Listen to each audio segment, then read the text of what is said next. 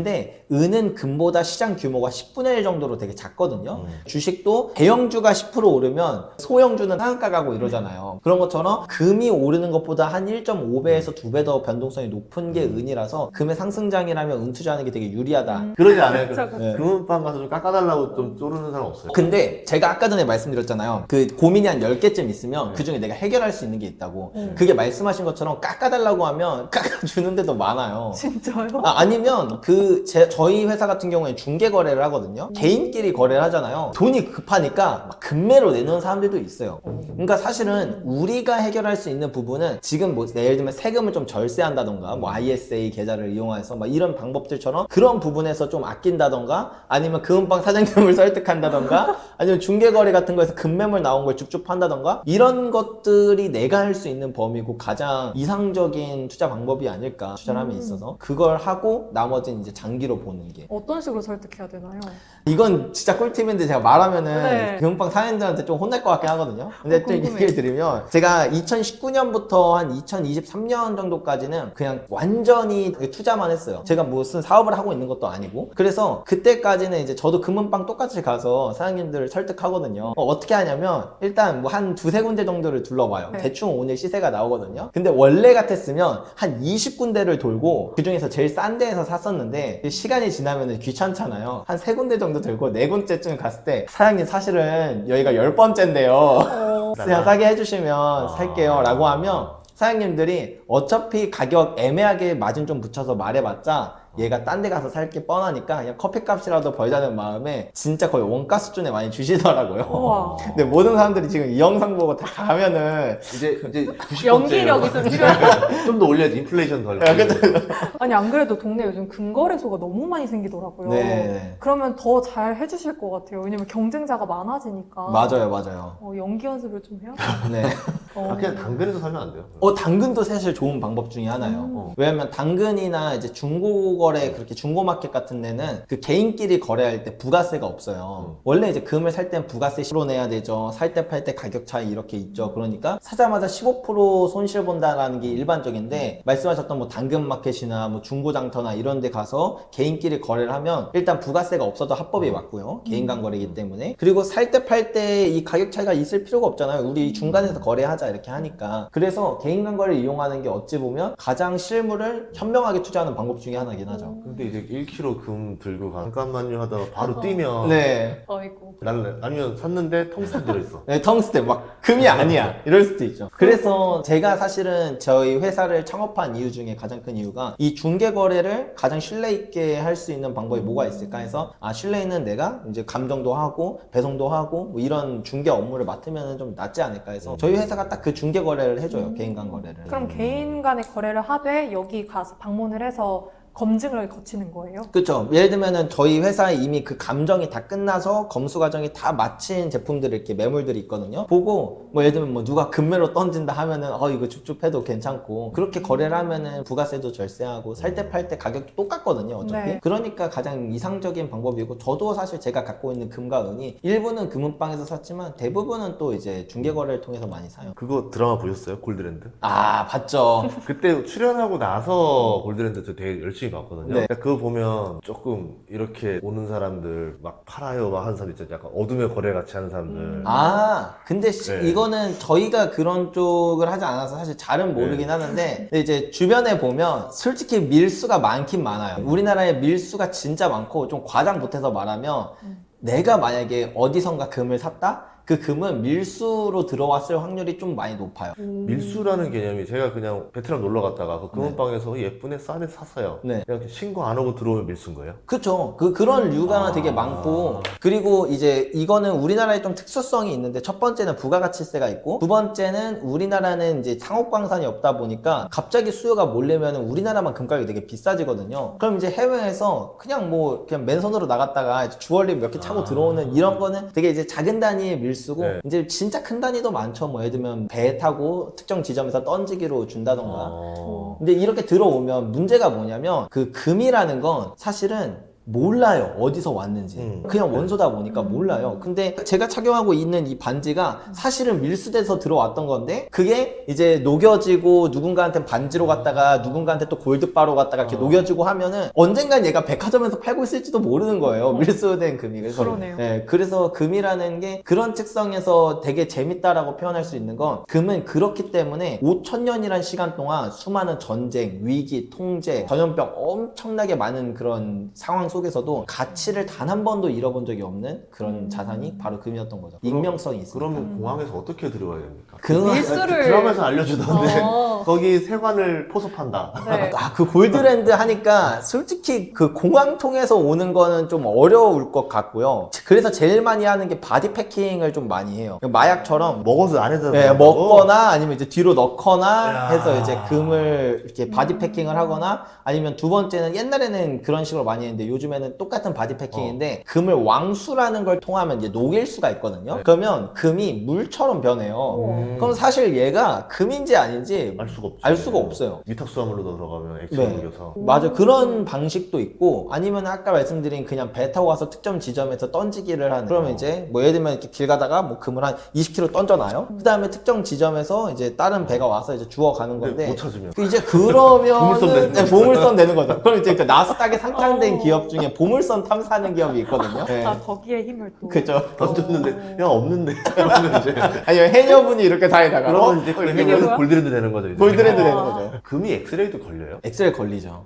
근데 그러면은 바디 애초에 패킹은 출국할 때 이거 다 하잖아요. 돌잖아. 그거 그러니까요. 할 때 다 잡히겠네요. 그쵸. 그래서 바디 패킹해서. 그것도 꽤 옛날 뉴스에서 그렇고, 그래서 아까 말씀드렸던 그 이제 왕수로 녹이는 방법을 쓰는데, 걔는 이제 다 녹이고 나면 아예 액체로 만들 수도 있고, 좀 그 진흙 같은 형태로도 만들 수 있거든요.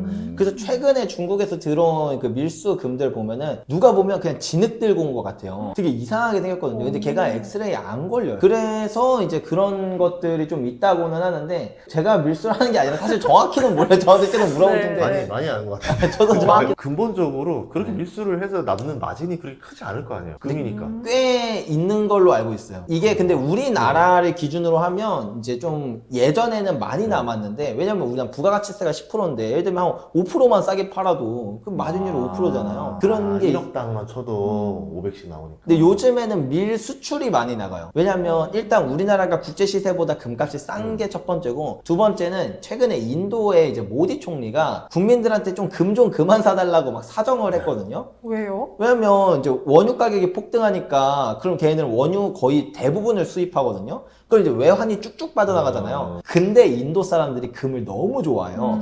그러면은 이게 되게 재밌는 건데, 우리는 그냥 100만 원 들고 가서 뭐 80만 원 들고 와서 금은방에 80만 원 주고 금을 샀다라고 착각하는데, 80만 원을 주면 80만 원치가 우리나라 외환이 빠져나가요. 왜냐면 그 금은방은 도매에서 사오고, 도매는 무역업체에서 사오고, 무역업체는 해외에서 금을 사오니까. 네. 예, 근데 이제 인도 사람들이 금을 많이 사니까 외환이 이제 텅텅 비는 거죠. 이제 그만 사달라고 했어요. 그런데도 사람들이 계속 사니까 걔네 원래 관세가 8%였던 걸 15%로 올렸거든요. 네. 그러면 이제 국내에 유통되는 금 가격이 더 비싸질 거 아니에요. 그러니까 이제 해외에서 우리나라 같은 데서 이제 인도 같은 데로 이제 밀 수출이 많이 나가는 거죠. 대표님 보시기에 실물 금을 가장 추천하세요? 저는 실물 금을 거의 대부분 실물 금으로 가지고 있어요. 근데 일단은 실물 금이 뭐 안 좋은 부분도 많은 건 사실입니다. 첫 번째 일단 부가가치세나 그다음에 살 때 팔 때 가격 차이 때문에 사자마자 좀 손실이 크다는 거. 근데 그거는 아까 대표님 말씀하셨던 것처럼 개인 간거래 방식을 이용하면 어느 정도 해지할 수 있는 부분이 있는 거고, 그걸 제외하고도 금을 내가 집에 보관하면 뭐 좀 불안한 것도 있고 이런 다양한 그런 부분들이 있기는 한데, 그럼에도 불구하고 저는 실물을 가장 선호하는 이유는 뭐냐면, 우리가 금이 왜 가치가 있는가를 생각을 먼저 해봐야 돼요. 그러니까 우리가 주식 투자할 때 삼전 좋대, 삼전 사자 이렇게 하는데, 삼전이 그러니까 삼성전자가 정확히 무슨 사업을 하는지 잘 모르고 투자하는 경우가 있거든요. 그런 경우에는 가격이 조금만 떨어져도 뭔가 불안하고, 그리고 가격이 조금만 올라도 빨리 팔아야 될 것 같고, 이런 생각이 드는 것처럼 우리가 금을 투자할 땐 금이 어떤 가치를 가지고 있고 왜 오랜 시간 동안 이런 그 5,000년이라는 시간 동안 가치를 잃지 않았는지를 잘 생각해 봐야 된다. 근데 그 중에 첫 번째는 희소성. 근데 이런 다양한 그 강점들이 있지만 그 마지막에 이 금만이 가장 뛰어나다라고 얘기하는 건 바로 익명성이거든요. 우리가 지금까지 얘기했던 그 밀수나 이런 것도 사실은 왜 계속 일어나냐라고 하면 취소하고 뭐하고 해서 일단 얘가 어느 나라에서든 가치가 있는 건 사실이에요. 근데 그 가치가 있더라도 예를 들면 비트코인 같은 거를 쳤을 때 비트코인은 어느 지갑에서 어느 지갑으로 이동했는지를 다 알 수 있거든요. 그러면 사실 국가 단위에서 동결을 하려면 동결시킬 수도 있어요. 예, 그래서 뭐 그 미국 같은 경우에서 이제 다 그 비트코인을 그러니까 범죄자들의 그런 것들을 압수할 수도 있는 거고, 그리고 뭐 예를 들면은 뭐 스위프트만 같은 거를 이제 통해서 이제 달러를 제재했던 것처럼 그렇게 이제 제재를 할 수가 있는데, 금은 제재를 어떻게 하냐 이거예요. 그러니까 금은 그래서 5,000년 동안 단 한 번도 그런 통제에서 그 통제를 받았던 적이 없거든요. 그러니까 통제를 시도한 적은 있는데 통제가 성공한 적이 없어요. 뭐 예를 들어 보죠. 1930년대에 루즈벨트 대통령이 금 몰수법을 만들어서 금을 보유하는 것 자체를 불법으로 만들었어요. 네. 네, 그래서 걸리면 그 당시에 거의 돈으로 그 당시에 1억 원 정도의 벌금과 30년이면 거의 지금 90년 전인데 거기다 징역 10년이에요. 플러스. 그런 법을 애초에 왜 만들게 됐죠? 그거는 왜 만들었냐면 이제 대공황을 지나고 나서 사람들이 이제 돈도 많이 안 쓰는데 국가가 이제 화폐를 많이 발행했어요. 근데 예를 들면은 이제 금은 이만큼밖에 없는데 화폐를 조금 더 많이 발행한 거면 그냥 눈 감아주고 넘어갈 수 있는데 경제가 너무 안 좋고 하니까 화폐를 너무 많이 발행한 거죠. 인플레이션이었구나. 네, 그러니까 사람들이 이거 달러 가져가서 금으로 바꿔달라라고 하니까 일단 은행 창구를 닫았어요. 그리고 금태환제 했었으니까. 네, 맞아요. 네. 다들 이제 금 찾아가면 이제 네. 국가가 텅텅 비니까 금이 네. 막고, 그 다음에 금을 소유하는 걸 이제 불법으로 만든 거죠. 행정명령으로. 우리로 치면 이제 달러 소유하면은 징역 10년에 네, 맞아요. 그런 거. 달러 있으면 다 은행에다 반납해라 이거잖아요. 근데 여기서 이제 재밌는 게 뭐냐면 사실 실제로 그렇게까지 강력하게 했는데 금을 별로 못 가져왔어요. 그 정도 하면 가져올 수 있을 것 같잖아요. 근데 이게 되게 애매한 게 뭐냐면 첫 번째는 금은 실물이기 때문에 누가 얼마나 갖고 있는지 몰라요. 그리고 녹여지면은 이게 어디로 흘러가는지도 모르고요. 네. 그리고 재밌는 건 금은 형태가 자꾸 변한다는 거예요. 예를 들면 금 소유를 불법으로 했다고 갑자기 대표님한테 가서 금리 이렇게 가져올 수는 없는 거잖아요. 그렇죠. 그래서 그 당시에 이제 만들었던 게 이제 금화나 금괴 이런 것들을 불법으로 했거든요. 그러면 사실 걔를 주얼리로 만들면요, 그냥 그러니까. 대충 목에 걸치는 목걸이처럼 만들면 이런 건 뺏기가 되게 어렵거든요. 그래서 과거부터 지금까지 금을 통제했던 역사가 많은데 금은 이런 익명성이 있고 형태가 바뀐다라는 이런 강한 특수성이 있어서 통제로부터 자유롭다. 그래서 지금도 중앙은행들이 금을 엄청 많이 사거든요. 네. 그 이유도 사실은 금은 그 누구도 통제할 수 없기 때문이에요. 만약에 달러나 미국 국채를 들고 있으면 러시아처럼 외환보유고 동결당하고 스위프트망에서 배제되고 이렇게 될 수 있는데, 금은 빼앗을 수도 없고 금만 있으면 사실 언제든 거래할 수 있거든요. 그래서 금이 5,000년의 시간 동안 국가의 측면에서도 안전자산인 거고 개인의 측면에서도 안전자산이었던 거다. 근데 그 금은 실물이기 때문에 가치가 있는 거라,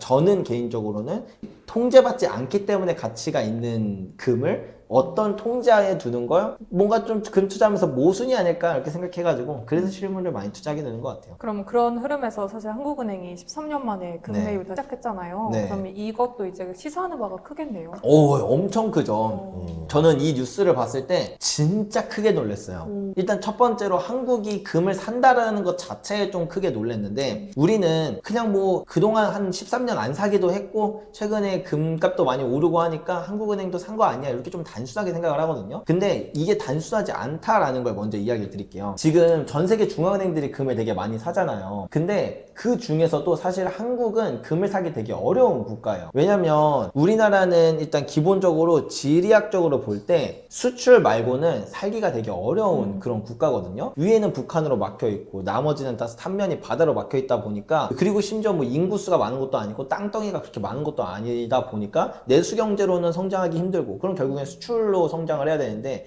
수출로 남의 돈을 벌어 먹으면 그러면 얘네들은 계속 적자만 봐야 되니까, 그러면 얘네들도 원하는 무언가가 있을 거 아니에요. 그게 바로 미국은 국채를 사주는 거였어요.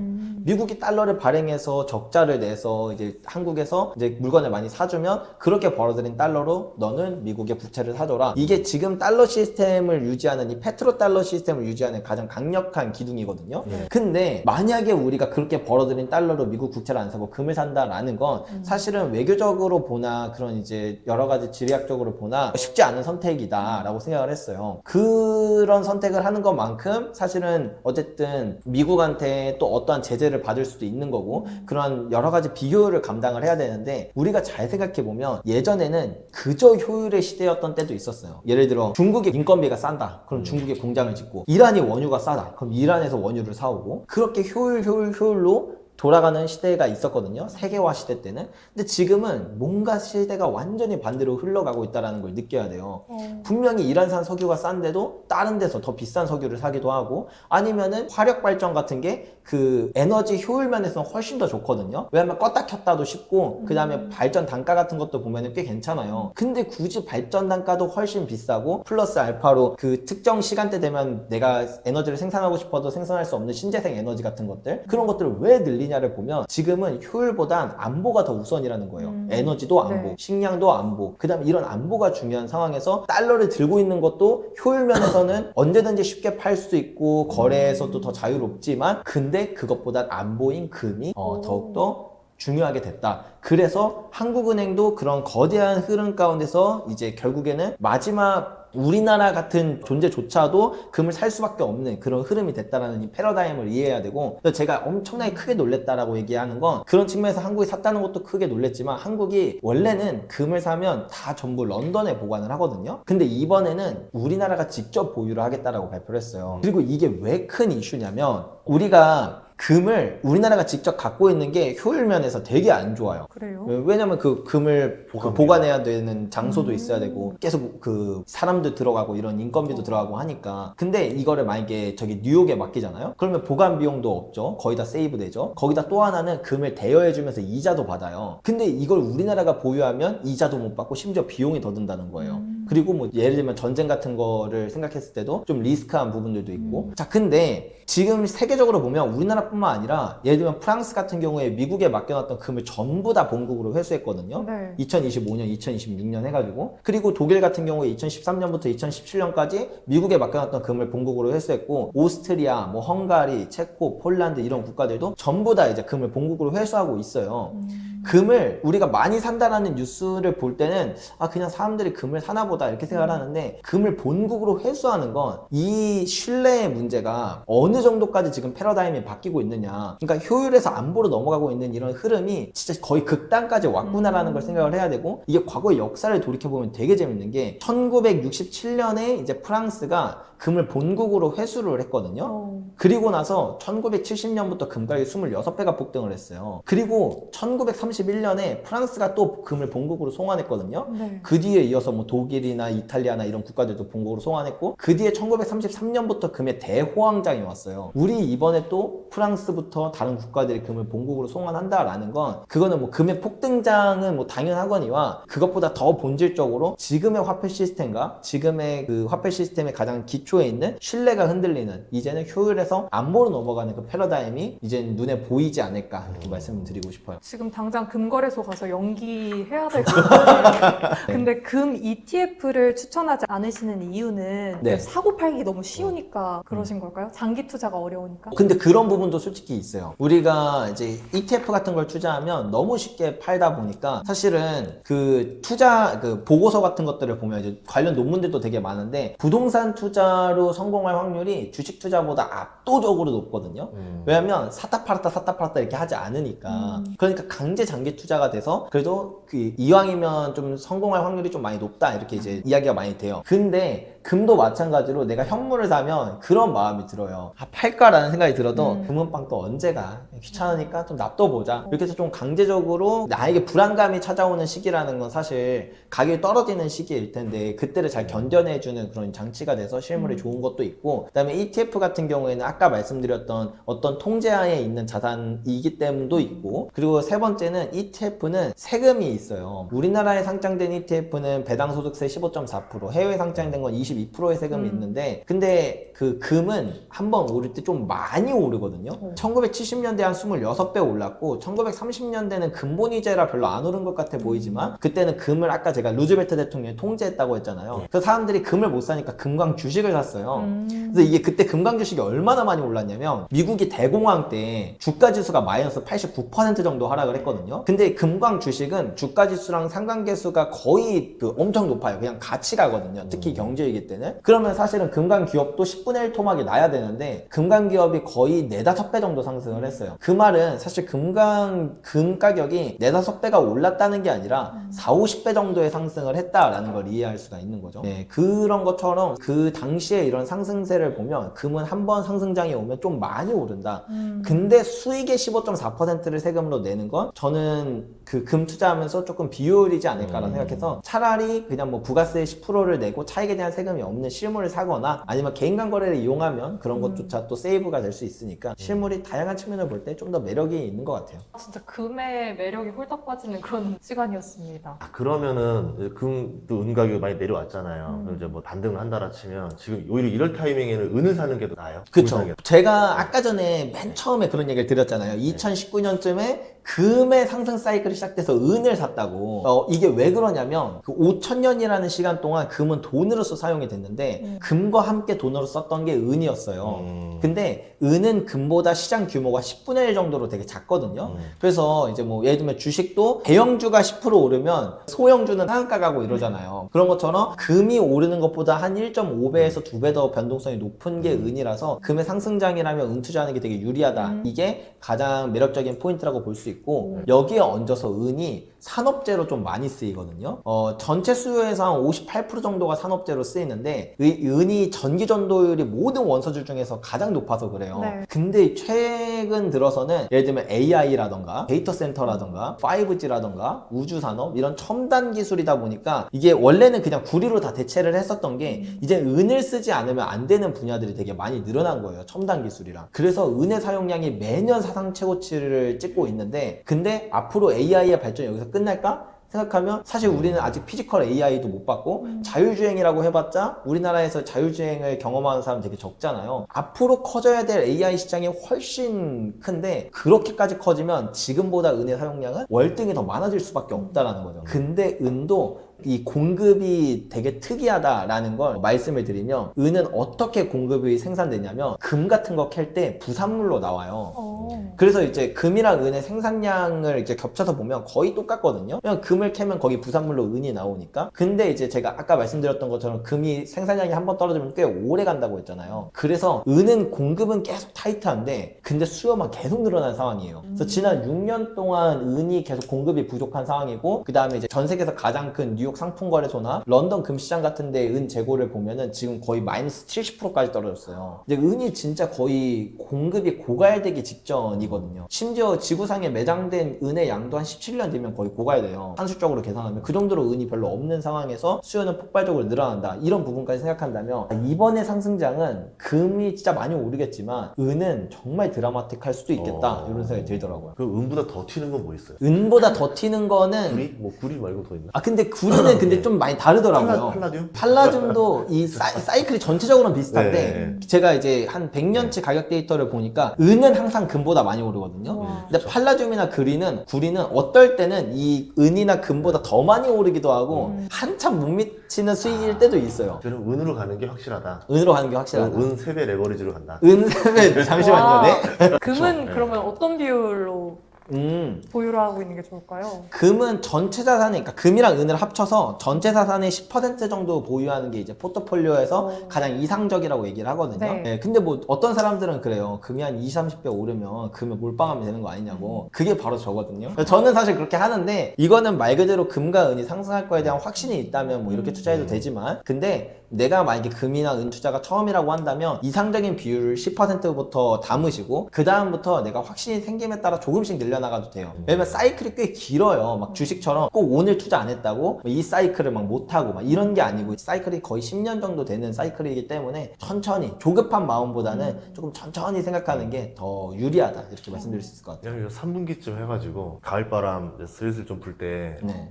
실버바를 사려고. 그리고 네. 되게 재밌는 말씀 해주셨던 네. 게 보통 가을에 금이 많이 오른다라는 논문이 있어요. 오. 네, 금의 가을 효과라고 하는데 이게 왜 그러냐면 가을쯤이 보통 결혼 시즌이거든요. 그래서 인도랑 중국이 금 수요가 가장 많은데 이때 이제 금의 실물 수요가 쫙 올라가면서 우와. 금값이 오른다라는 게 있고 또 하필 이 가을쯤이 인도에서 이제 중요한 그런 축제 기간이에요. 그 이제 부의 상징인 어떤 신이 있는데 그 신의 축제가 이때라서 이때 이제 금 수요가 엄청 많이 늘어나거든요. 우와. 그래서 제일 좋은 건 가을이 시작되기 직전에 저 8월 30일 우와. 날 금은방 갈라 했거든요. 네, 오, 너무 좋은 생각이시다. 네, 와- 금은방 가서 실버바 하나만 살라 했는데 네, 지금 360만 원이라고요? 그쵸, 네.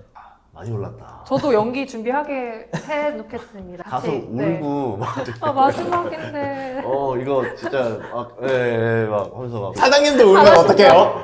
그러니까 그 골드바는 좀 비싸도 실버바 하나 이제 집에 괜찮다. 두면 든든하지 않을까. 맞습니다. 네. 뭐 금도 알고 운도 알았는데 자꾸 지금 머릿속에 저희가 금 얘기를 한 1시간 하고 그니까요. 은 얘기 5분밖에 안 했는데 은. 머릿속에는 은 3배 레버리지밖에 머릿속에 역시 한국인. 네. 어쨌든 그 가격은 오르고 내리는데 우리가 내릴 때는 또 이렇게 한번 더 오르는 또 고민들 언제 살 것인가 이런 준비를 하는 것도 좋지 않겠나라는 생각이 드는 시간이었습니다. 앞으로도 많은 활동 기대하도록 하겠습니다. 오늘 출연 고맙습니다. 네, 감사합니다. 감사합니다.